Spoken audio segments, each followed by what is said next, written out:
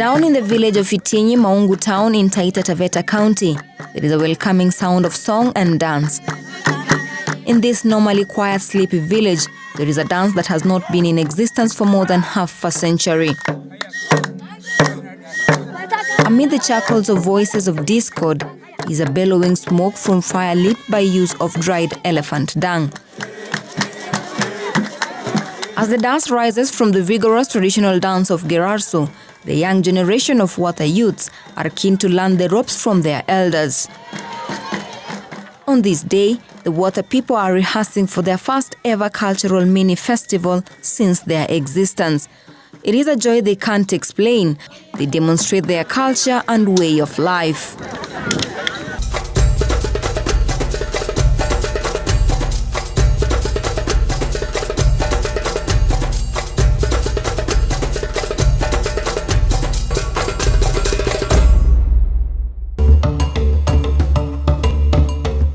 The Watha people are a rare Cushitic tribe regarded by anthropologists as hunter-gatherers. However, recent testimonies indicate that the Watha are more of bushmen than hunter-gatherers. 65-year-old Willie Kazungu knows this too well. He was only a year old when his community was evicted from Dololo. He was trapped on his mother's back as they left their original inhabitant. Watu walihamishwa hapa 1952, wengine wakarudishwa makwao. Ili kabila lilikuwa linaitwa Watha, lilikuwa linatoka sehemu inaitwa Mwangea. Kwa sasa inajulikana kama sehemu ya Langobaya. Walipelekwa huko kwa sababu huko ndio walikuwa wametokea wakija pande hii. Lakini walishindwa na maisha ya kulima kwa sababu walikuwa wamezoea maisha ya wanyama. Ilibidi warudi tena na miguu, wakatokea kijiji ambacho kinaitwa Birikani kwa sasa. Ni group moja, ziligawanyika group nyingi. Kuna group iligawanyika ikaenda mahali panaitwa Kajire, group nyingine ikagawanyika inaenda Kisimenyi, group nyingine ikagawanyika ikaenda Makinandodi, group nyingine iko sehemu nyingine inaitwa Kilibasi. They once occupied the vast region now under the jurisdiction of Tsavo East National Park and Tsavo West National Park. The protected area was given a Watha name, Tsavo, meaning a hole left on the face of an elephant after the horn has been extracted. The area was the main homeland of the Watha people. Parts of the national park bear names that are predominantly from the Watha community, with some like Mudandarok that depict their way of life. Majina yaliyo Tsavo East yote ni ya Watha. Kwa mfano, tukianza na Aruba ambayo ni ndovu ni yao, ukija hapa Dololo ambapo ni swamp ni yao, ukienda Sobo ni mlima ni yao, ukienda mahali panaitwa Mudandarok ndio walikuwa wakitandika nyama zao wakati wakiwinda, na kuna kefu ndani ambapo walikuwa wakikaa. So katika hii Tsavo National Park yote kwa jumla ni ya watu wa Watha. The Watha people have a supernatural relationship with elephants. This phenomenon distinguishes them from their Cushitic cousin tribes, namely the Borana, Boni and Gabra people, whom they speak a common language called Oromo. The Watha people are the aboriginals of Taru Desert in southern eastern Kenya since about 4000 BC and are expert bushmen with a culture based on hunting mainly the elephant. The Watha believe that the elephant is not an animal and it is a human being. Not because it has a lot of characteristics, but because they have a legend which they believe that a Watha woman actually gave birth to an elephant. And when the elephant walked away at maturity from the woman's homestead, because it looked different, the mutual agreement between the woman and the elephant is that the elephant will always look out for the Watha and her brothers and sisters, including offering itself as food. Therefore, the Watha people consume the elephant with an understanding that it is basically a way of the elephant saving the Watha people from hunger and from disappearance. With their indigenous knowledge, they could interpret and explain elephant migration and dispersal. As they say, knowledge is power. They instinctively knew where the elephants went, how long they stayed, and what they ate. In 1936, the British colonial government passed a legislation to create non-hunting zones for protecting wildlife, most especially elephants and rhinos. A large portion of the Taru Desert was earmarked and declared wildlife protected area to enforce the new legislation. To date, remnants of the Watha population can be found scattered in different communities around Taita Taveta, Kwale, Marsabit, Kilifi, Tana River and Lamu counties. Elephant tusks were only exchanged for bride price or bartered with Giriama and Kamba tribesmen for clothes, tools and ornaments. However, their very own neighbors humiliated them more by calling them unsuitable names. Sisi hatuwaiti Watha, sisi tunawajua kama Wariangulo. Na kwa kifupi wao hawapendi kuitwa Wariangulo. So wakiwa huku wanajitambulisha kama tribe ya Wataita, huwa hataki kutambulikana. So sisi hao watu huwa tuna believe wako na mikosi fulani.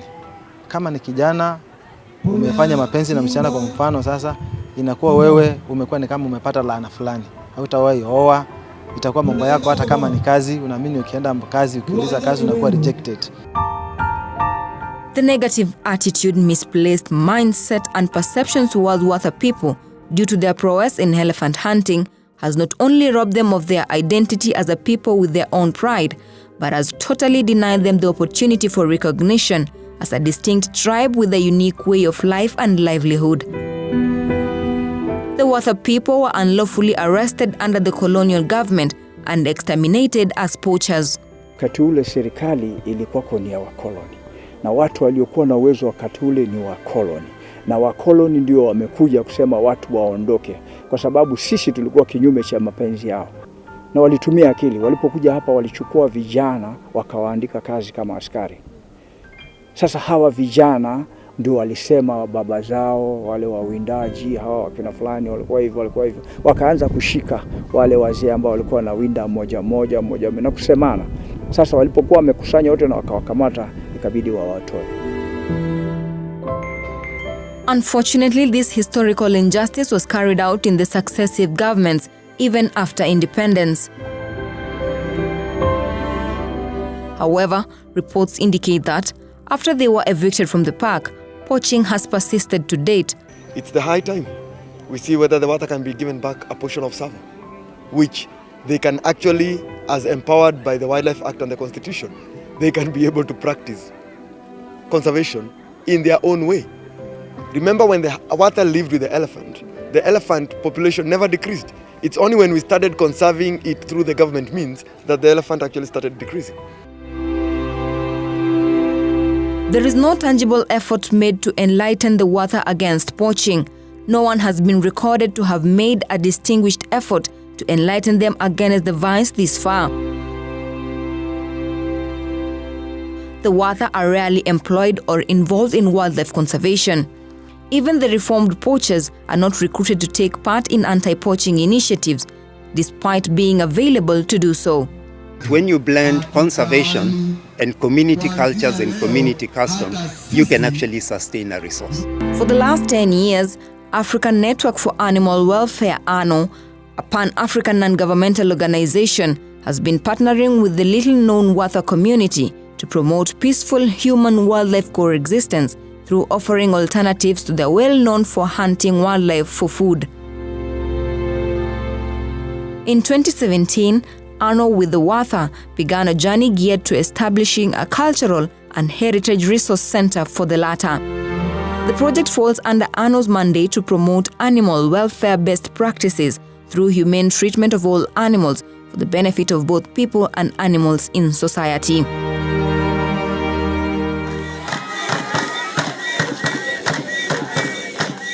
The community is now coming to birth and demanding recognition by the state. On this material day, the Watha have nothing to hide.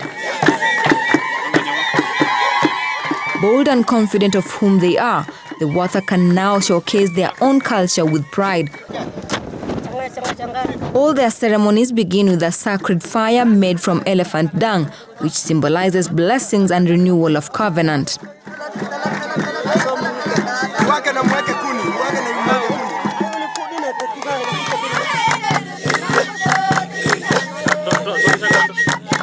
Watha culture is coded in a wide variety of song and dances expressing worship, lamentation, lullabies, mockeries, seduction, hunting triumphs, fertility, crises and calamities. Watha people have no war songs.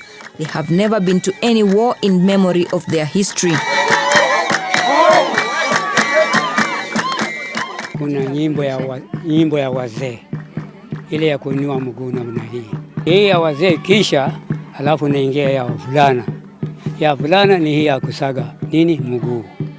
Alafu na nyimbo kama hii tamaduni yetu kutoka zamani inahusu msichana kuolewa, inahusu wakati ya sherehe yako.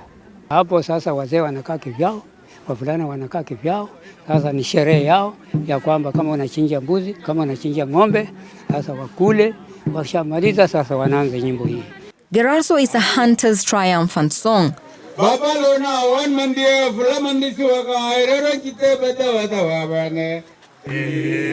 Most of the villages at the festival sang about successful elephant hunting.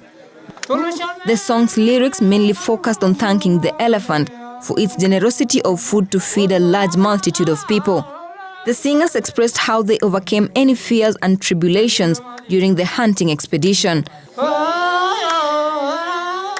At the end of the song, each singer was anointed with animal oil on his forehead to avoid retribution on the hunter or his family by the spirit of the fallen animal. Only hunters sang a Gerarso song. One of the greatest identities of the Watha people is that they are predominantly meat specialists and therefore experts of preparing, preserving, and storing all types of meat. In this ceremony, a bull was slaughtered to reenact how the actual process was done. Tunadanda ala tukimaliza tunanika kwa jua. Tunanika kwa jua ikauke kama wiki moja. Kikauka alafu ndio tuondoe tuweke kwa gunia tunaweka.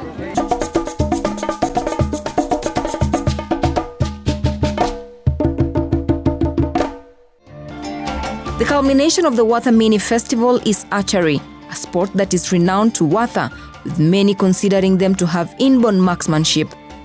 The hunters were clever enough not to kill a female elephant and cubs, but would go for aged male elephants. It was even a taboo to kill a pregnant or a calf elephant. Boys of the age of 10 years will accompany their fathers to the hunting ground to learn the ropes of the game. Tulikuwa tunatafuta moja moja, sasa tuui kama watu wa bunduki. Moja moja. Kuua moja mpaka penge mwezi ishe au miezi miwili ndio uwe ingine. Ndio chakula. Huwezi kuua leo na kesho. Ndio sababu ilikuwa ndio uchumi. The Watha people are the owners of the world famous elephant big bow. The bow is almost 2 inches thick, measures about 5 feet 11 inches tall, and is powerful enough to bring down a 7-ton elephant instantly if hit on the vital spot. It is the only double convex bow in the world.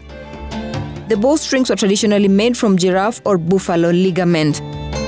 The arrow is the first ever in the world to have 4 narrow veins made from vulture wing feathers. Jambo lile ambalo limetufanya sana sisi tusikie uchungu kwanza ni kusahau mila zetu, kusahau tamaduni zetu na kuwekwa mahali ambapo hatuna uhuru wa kufanya yale ambayo tulikuwa tukiyafanya hapo awali. The Constitution is perhaps the last hope for the Watha people to tell their stories and fight for consideration within the emerging opportunities that will enable them to recapture their identity, participate as equal citizens, and rekindle their pride and abolish the stigma associated with their intricate connections to the elephant, their dear relative. This will provide hope for the long overdue reunion between the elephants and their keepers, the Watha, the real elephant keepers.